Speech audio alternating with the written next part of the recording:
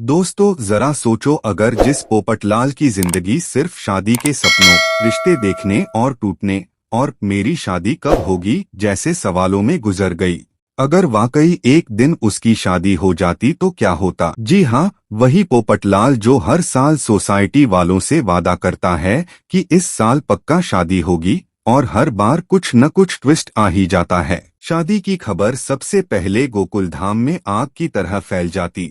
खुद पोपटलाल को यकीन नहीं होता कि उसका सपना सच हो गया है। वो हर किसी को शादी का कार्ड दिखाता फिरता है और बार बार कहता है, हाँ भाई इस बार फाइनल है, कैंसिल नहीं होगी। सोसाइटी वाले भी पहली बार उसकी बात पर पूरा भरोसा नहीं करते, लेकिन जब लड़की और उसके घरवाले सामने आते हैं तब सब समझ जाते हैं कि पोपटलाल की सच में लॉटरी लग गई है। शादी के बाद पोपटलाल का कॉन्फिडेंस पूरी तरह बदल जाता है। जो आदमी पहले हर वक्त उदास और परेशान रहता था अब सीधा चलने लगता है, छाती बाहर और सिर ऊपर। ऑफिस में भी उसका अलग ही स्वैग होता है। हेडलाइन लिखते वक्त कहता है, मैं शादीशुदा आदमी हूँ, जिम्मेदार न्यूज लिखता हूँ, लेकिन आदत तो आदत होती है। शादी के बाद भी उसकी ओवरथिंकिंग खत्म नहीं होती। बीवी अगर थोड़ी देर से आ जाए तो पोपटलाल पहले ही अपने दिमाग में न्यूज बना लेता है कि मुझे इग्नोर किया जा रहा है। सबसे ज्यादा शौक जेठालाल को लगता है।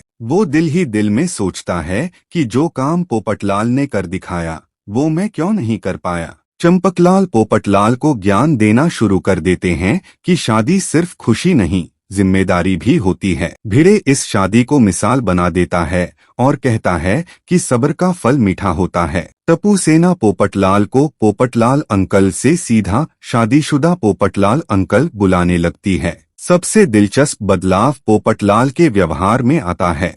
पहले जो आदमी हर लड़की को देखकर शादी का रिश्ता सोचने लगता था अब हर बात पर कहता है, मेरी बीवी ऐसा नहीं करती या मेरी बीवी को ये पसंद नहीं। सोसाइटी के फंक्शंस में भी वो टाइम पर आने लगता है क्योंकि घर पर जवाब देना होता है।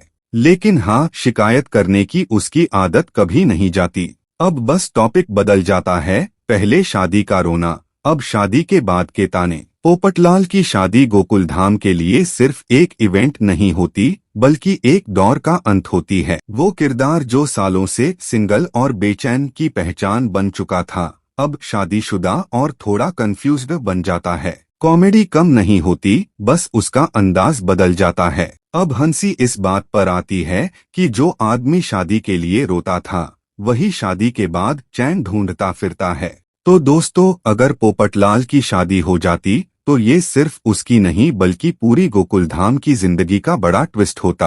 आप बताओ, क्या पोपटलाल शादी के बाद सच में खुश रहता या फिर हर रोज कहता सिंगल लाइफ ही बेस्ट थी। कमेंट में जरूर बताना और मिलते हैं अगले जबरदस्त व्हाट इफ के साथ।